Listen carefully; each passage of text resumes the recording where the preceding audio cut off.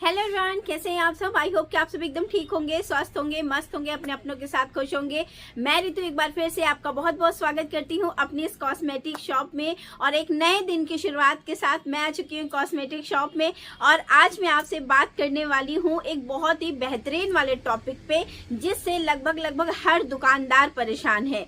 और दोस्तों, जिसने इस परेशानी का सॉल्यूशन निकाल लिया ना, समझो उसने बिजनेस में टॉप कर लिया। और जो इस परेशानी में फंस गया ना, उसका बिजनेस फ्लॉप हो जाता है। तो दोस्तों, आज मैं बात करने वाली हूँ उधारी से बिजनेस करने के लिए। अगर आपने एक कॉस्मेटिक शॉप ओपन की है, यदि आप सोच रहे कॉस्मेटिक शॉप ओपन करने के बारे में, तो इसको बहुत अच्छे तरीके से गांठ बांध लेना कि उधारी पे बिजनेस नहीं करना। भले ही आपका सामान रखा रह जाए, वो ज्यादा बेटर है, लेकिन उधारी पे व्यवसाय बिल्कुल मत करना। दोस्तों, कॉस्मेटिक शॉप जब हम ओपन करते हैं ना, तो ऐसा सोचते हैं कि बस आज हमने कॉस्मेटिक शॉप खोली और बहुत अच्छे तरीके से हमारे पास कस्टमर आएंगे, अच्छे कस्टमर आएंगे, हम अपने सारे सामान को सेल करेंगे और बढ़िया तरीके से इनकम जनरेट करेंगे।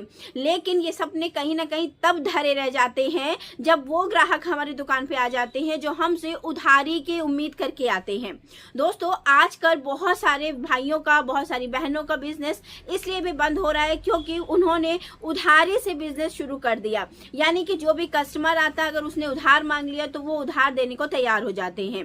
देखिए, एक या दो बार तो ये चलता है, लेकिन बार बार अधिकतर ग्राहक के साथ अगर हम उधारी के साथ व्यवसाय करेंगे ना, तो हमें कुछ भी प्रॉफिट तो नहीं होगा, लेकिन हाँ, जितना हमने अपने इस कॉस्मेटिक शॉप में इन्वेस्ट करके रखा है उसको सब हम लॉस जरूर कर देंगे। तो आप ये मत सोचिएगा कि हम कभी भी कस्टमर बनाने के लिए व्यवसाय करें, यानी कि कस्टमर बना लिए हैं और उधारी पे उधारी उनको सामान दे रहे हैं, तो आप ये कहीं ना कहीं देखिएगा कि आपका बिजनेस हमेशा लॉस में जाएगा। तो आज चलिए जानते हैं कि कैसे इन उधारी वाले ग्राहकों से हम निपट सकते हैं।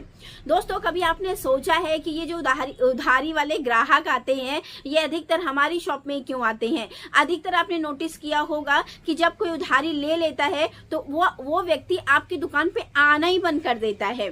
ये बहुत बार हमारे मतलब जो कपड़े वाली शॉप है उसमें अधिकतर ये स्टार्टिंग में होने लगा था। जो उधारी ले ले वो कभी भी नजर ही नहीं आता था, मतलब शॉप पे तो नजर ही नहीं आएगा। हाँ, ये है कि दो दुकान, चार दुकान छोड़ के वो आगे जाके शॉपिंग कर लेगा, लेकिन कभी भी आपकी दुकान पे नजर नहीं आएगा। तो कस्टमर बनने की जगह कस्टमर खराब जरूर हो जाते हैं। तो उधारी से हमेशा तौबा करिए, कभी भी उधारी से व्यवसाय मत शुरू करिए। तो दोस्तों, जो भी ऐसा व्यक्ति जो आए ना कि जो कहते कि हमें उधारी पे दे दो, हम सामान ले जा रहे हैं, हम फिर बाद में दे जाएंगे, तो उनसे प्लीज विनम्र निवेदन के साथ यही कहिए कि ये सामान आपका यहीं रखा हुआ है और जब भी आपके पास पैसे होंगे आप आइएगा, इस सामान को ले जाइएगा, आपका सामान सेल भी नहीं होगा।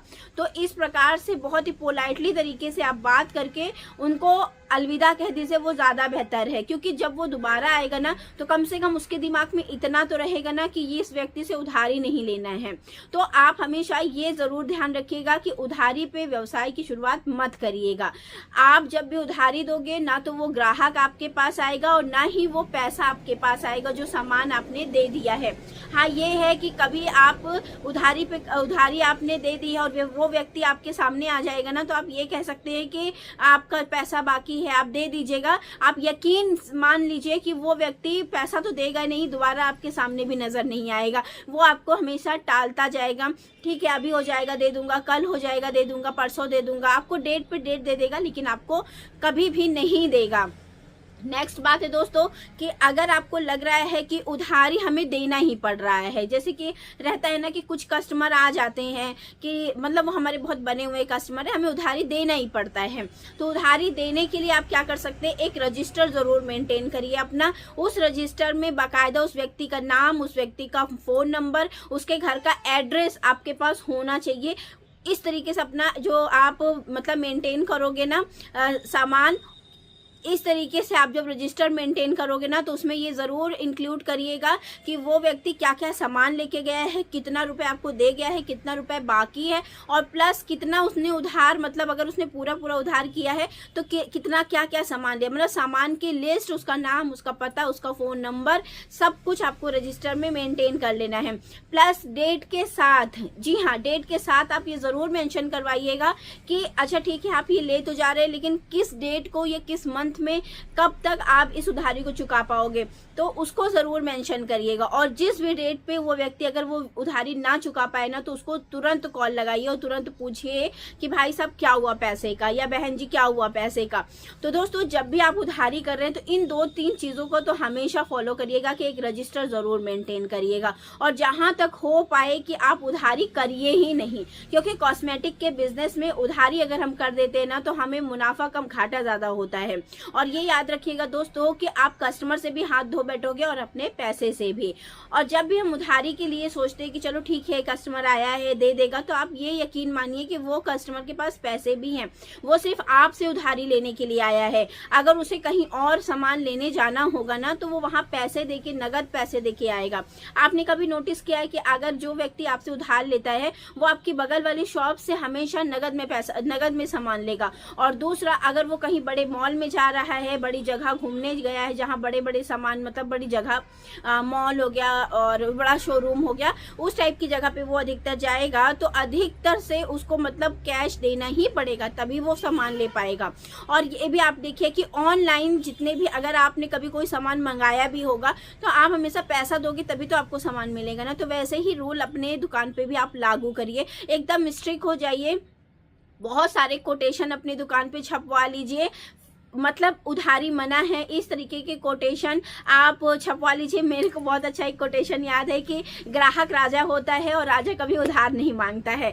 तो इससे देखिए कितना बढ़िया, मतलब लोगों को बहुत अच्छा भी लग गया कि हाँ हम राजा हैं और उधार भी नहीं मांगना है। तो हमेशा कुछ ऐसे कोटेशन अपनी दुकान पे लगा के रखिए। अगर आप बहुत ज़्यादा बोल नहीं पाते हैं, मतलब आप ज़्यादा मना ही नहीं कर पाते, बहुत सारे लोगों का ऐसा नेचर होता है कि वो मना नहीं कर पाते हैं। तो आपको पता है दोस्तों कि मेरे हस्बैंड भी ऐसे ही हैं कि वो कपड़े वाली शॉप में वो अधिकतर उधार देने लगे थे, लेकिन मैंने इस चीज में मतलब थोड़ा सा स्ट्रिक्ट हुई कि नहीं उधार नहीं जाएगा। मैं सीधा बोले आपका कपड़ा यहाँ रखा है, आप उधार नहीं देंगे, मतलब आप यहाँ रखिए सामान, जब आपके पास पैसे होंगे आप ले जाइए। आप यकीन मानिए कि वो कस्टमर दोबारा नहीं आए, क्योंकि वो आपसे उधार लेने की धाक में आता है। तो हमेशा थोड़ा सा स्ट्रिक्ट रहिए अपने बिजनेस को लेके, कभी भी उधारी पे व्यवसाय मत करिए, क्योंकि व्यवसाय जब भी आप उधारी पे करोगे तो हमेशा आपको नुकसान ही होना है। और जो मैंने बात कही कि कुछ चीजें आप नोट कर सकते, कुछ चीजें आप लगा सकते हैं अपनी दुकान पे, मतलब कोई बैनर लगा दीजिए, छोटी छोटी की उधारी मना है और सब पहले पैसा फिर सामान, मतलब कुछ इस टाइप का बैनर आप लगा सकते हैं। तो देखिए चाहे आप गली मोहल्ले में हो, चाहे आपकी दुकान एक पॉश एरिया में हो, चाहे आप ऑन रोड पे हो या चौराहे पे हो, लेकिन अगर आपने उधारी से व्यवसाय किया ना तो आप हमेशा घाटे में रहोगे। तो उधारी से सख्त मना, उधारी से हाथ जोड़िए और कभी भी किसी भी ग्राहक को उधारी के साथ किसी भी सामान को मत दीजिए, क्योंकि ना तो वो ग्राहक आएगा, ना आपका सामान आएगा और ना ही पैसा आएगा। तो आई होप दोस्तों कि आज का वीडियो आपको अच्छा लगा होगा, उम्मीद करती हूँ कि अच्छा ही लगा होगा। तो चलिए फिर मिलते हैं नेक्स्ट वीडियो में, तब तक के लिए अपना और अपनों का ख्याल रखिएगा। और आपकी कॉस्मेटिक शॉप अब तो रन होने वाली है, बढ़िया से तैयारी कर लीजिए, क्योंकि 14 जनवरी के बाद लगभग कॉस्मेटिक शॉप चलने वाली है। तो जो सामान आप नहीं लाए हैं तो जाइए फटाफट लेके आइए। मेरे भी थोड़े सामान अब आना शुरू हो गए, कुछ सामान जो वेंडर से मंगाते वो भी सामान अब आने लगे। तो चलिए फिर मिलते हैं नेक्स्ट वीडियो में, तब तक के लिए नमस्ते एंड बाय बाय।